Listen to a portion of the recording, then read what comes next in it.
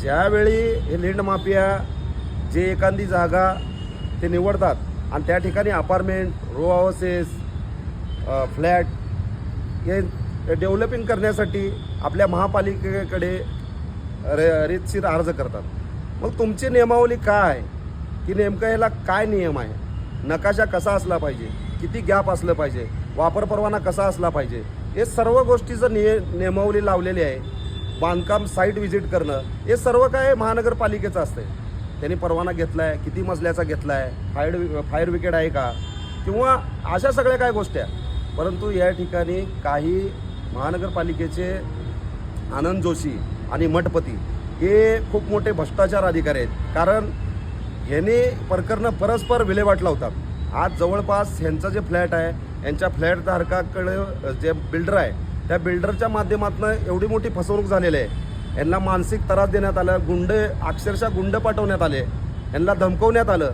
आज ते एवढं घाबरलेत की त्या ठिकाणी ते बिल्डरचं नाव घेऊ शकत नाहीत. म्हणजे त्यांना एवढी भीती बसली आहे.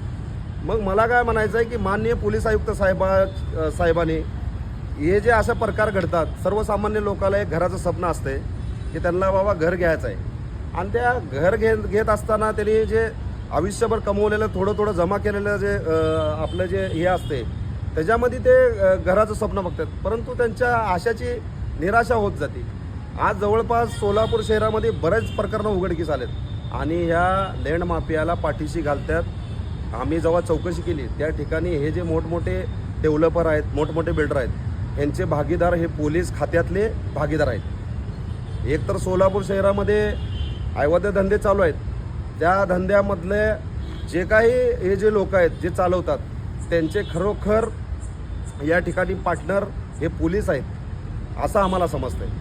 आणि परवा दिवशी जे आयकर विभागाने जे कारवाई केली ती खरी कारवाई पोलीस प्रशासनाच्या दलातील जे लोक हे लँड माफियाच्या पाठीशी आहे ती.